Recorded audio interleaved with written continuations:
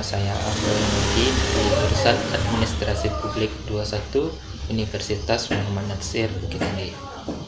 Kali ini saya akan mempresentasikan tugas teori administrasi publik dengan judul Paradigma Good Governance.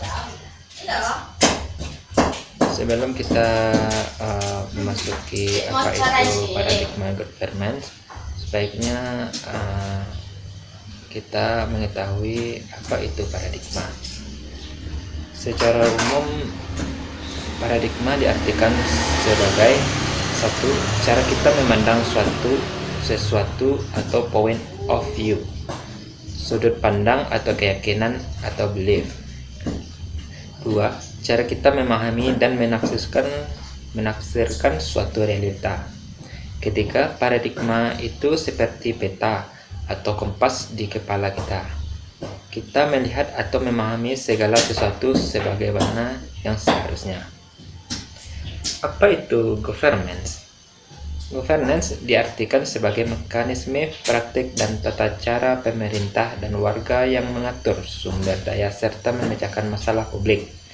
Dalam konsep governance, pemerintah hanya menjadi salah satu aktor yang menentukan. Governance menuntut redefinisi peran negara, dan itu berarti adanya redefinisi pada peran masyarakat. Dapat dikatakan bahwa governance adalah suatu penyelenggaraan manajemen pembangunan yang solid dan bertanggung jawab, yang sejalan dengan prinsip demokrasi dan pasar yang efisien, penghindaran salah alokasi dana investasi, dan pencegahan korupsi baik secara politik maupun administrasi.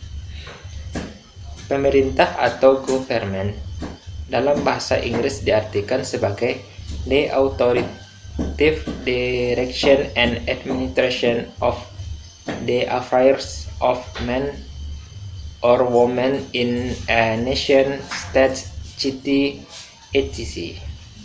Atau pengarahan dan administrasi yang berwenang atas kegiatan orang-orang dalam sebuah negara, bagian kota, dan sebagainya. Ditinjau dari sisi semantik, kebahasan governance berarti tata pemerintahan, dan governance bermakna tata kepemerintahan. Paradigma governance muncul sekitar tahun 1990 atau akhir 1980-an. Paradigma tersebut muncul karena adanya anggapan dari Bank Dunia bahwa apapun dan berapapun bantuan yang diberikan kepada negara-negara berkembang pasti habis tanpa bekas dan tidak dapat membawa negara-negara tersebut ke keadaan yang lebih baik. Pemahaman umum tentang governance mulai dikemukakan di Indonesia sekitar 15 tahun belakangan ini, terutama setelah berbagai lembaga pembiayaan internasional mempersyaratkan good governance dalam berbagai program bantuannya. Kepentingan yang baik banyak diperkenalkan oleh lembaga donor atau pemberian pinjaman luar negeri seperti World Bank, Asian Development Bank, IMF, maupun lembaga pemberi pinjaman lainnya yang berasal dari negara-negara maju. Good governance dijadikan aspek pertimbangan lembaga donor dalam memberikan pinjaman maupun hibah. Secara umum istilah good governance memiliki pengertian akan segala hal yang terkait dengan tindakan atau tingkah laku yang bersifat mengarah, mengendalikan, atau mempengaruhi urusan publik untuk mewujudkan nilai-nilai tersebut dalam kehidupan sehari-hari. Penerapan good governance di Indonesia dilatar belakangi oleh dua hal yang sangat mendasar, yaitu tuntutan eksternal dan tuntutan internal. Tuntutan eksternal berpengaruh globalisasi telah memaksa kita untuk menerapkan good governance.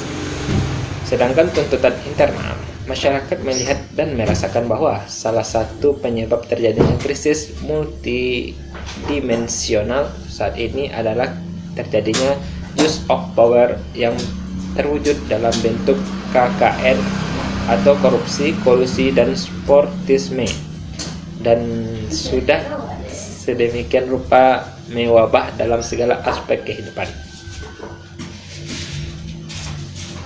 Ciri-ciri atau karakteristik dari good governance menurut UNDP sebagai berikut. 1. Adanya partisipasi masyarakat. 2. Adanya aturan hukum yang adil tanpa pandang bulu. Ketiga, pemerintah bersifat transparan. 4. Pemerintah mempunyai daya tanggap terhadap berbagai pihak.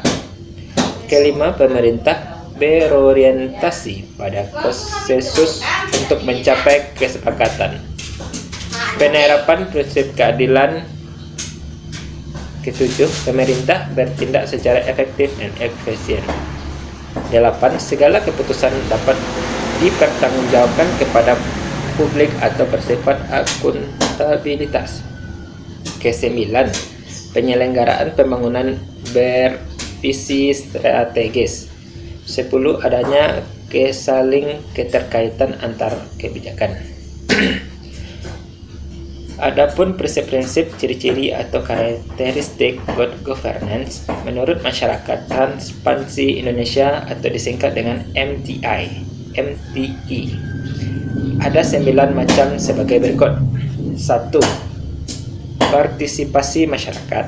2. Tegaknya supremasi hukum.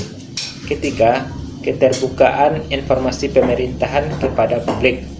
4. Peduli pada masyarakat. 5.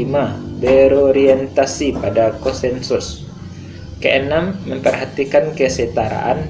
Ke-7. Pemerintah diselenggarakan secara efektif dan efisien.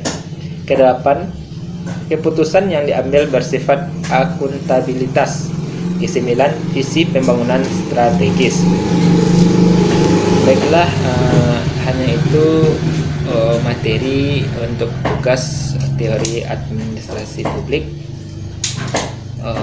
Jika ada salah, saya mohon maaf. Wabillahi taufiq wal hidayah. Wassalamualaikum warahmatullahi wabarakatuh.